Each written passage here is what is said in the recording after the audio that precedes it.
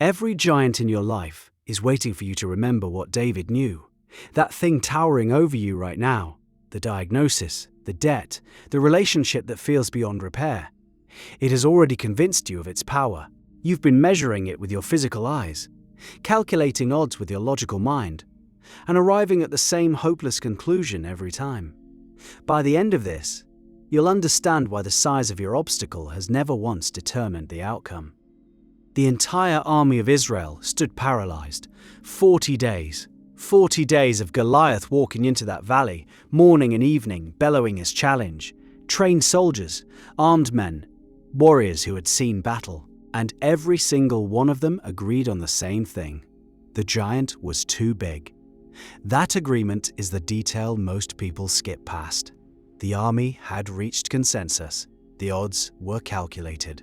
The physical evidence was overwhelming. 9 feet tall, armor weighing over 100 pounds, a spear shaft like a weaver's beam. Every measurable factor pointed in one direction. Then a shepherd boy walked in carrying cheese for his brothers. David's first reaction tells you everything about the consciousness he operated from. He didn't look at Goliath and tremble. He looked at the trembling army and asked a question that baffled them. Who is this uncircumcised Philistine that he should defy the armies of the living God? Notice what David measured. He measured Goliath against Goliath, saying 2 variables. Completely different equation depending on which one you place first. This is where most people misread the story. They think David was brave. Courage had almost nothing to do with it. David operated from a place the soldiers couldn't access, a settled inner knowing that the battle was already decided before a single stone left the sling. Neville Goddard called this the feeling of the wish fulfilled. David walked into that valley already living in the outcome. His words to Goliath drip with this certainty. This day the Lord will deliver you into my hands. Present tense. Definite article. No hedging, no hoping, no fingers crossed. A declaration issued from a consciousness that had already witnessed the victory internally. You felt the opposite of this. You know the texture of it. Lying awake at 3 a.m, running scenarios, each one darker than the last. Your body tight, your breathing shallow, every mental rehearsal confirming the worst case. That rehearsal is a creative act. You are David in reverse, standing in the valley, declaring the giant's victory with your inner speech, feeling the defeat as though it's already happened. And your world faithfully arranges itself around that assumption. The soldiers had been doing this for 40 days straight.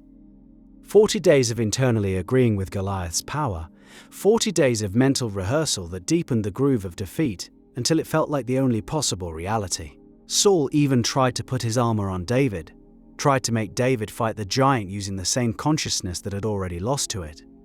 David took it off. He couldn't move in it. That detail carries so much weight.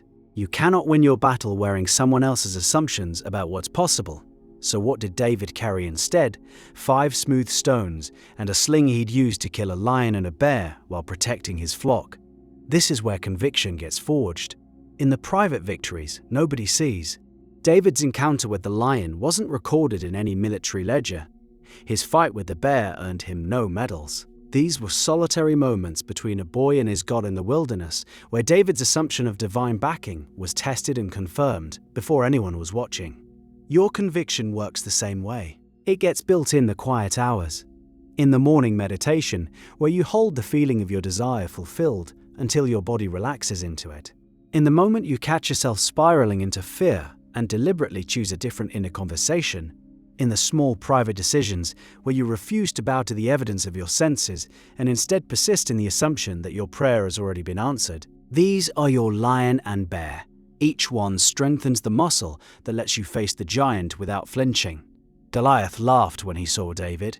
The text says he despised him, a boy with a stick and a sling against the champion of Gath. Every piece of visible evidence supported Goliath's contempt. And this is precisely the moment most people abandon their assumption. When the world laughs, when the circumstances mock your inner conviction, when the people around you, armed, experienced, logical people, look at your dream and see delusion. David's response to being mocked is a masterclass in what the mystics call persisting in the assumption. He didn't argue with Goliath's assessment of the physical situation. He didn't try to prove his strength or list his qualifications. He spoke from the end. You come against me with sword and spear and javelin, but I come against you in the name of the Lord Almighty." David acknowledged the giant's weapons. He saw the sword, the spear, the javelin. He accounted for every physical advantage. Then he named a force that operated on an entirely different plane. He placed his awareness in a dimension where swords and spears were irrelevant, where the only thing that mattered was the assumption held in consciousness. One stone. That's all it took. One smooth stone from a brook, released with absolute precision, guided by a conviction so total that the outcome was settled before David's arm began to move. The crowd watching would have called it a miracle. David would have called it inevitable. When your consciousness is fully occupied by the end result, when you have lived in it, breathed in it, felt every texture of the fulfilled desire, the physical world has no choice but to conform. The stone finds its mark because the inner state has already found its target. But the skeptic in you pushes back, and that skeptic deserves a real answer. Easy to say, my giant isn't a Philistine warrior. My giant is a medical report with my name on it. A bank account that mocks me every time I check it. A pattern of failure so consistent it feels like fate. And you're right, those giants are real, their measurements are accurate, and the pain they cause is genuine. David's story would be worthless if it only worked when the stakes were low. The entire point is that conviction operates where logic cannot reach. The army had logic, David had assumption. Logic calculated the odds, and quit, assumption declared the end and walked forward. The mystical tradition teaches that consciousness is the only cause. Every condition in your outer world is a reflection of an inner state that preceded it.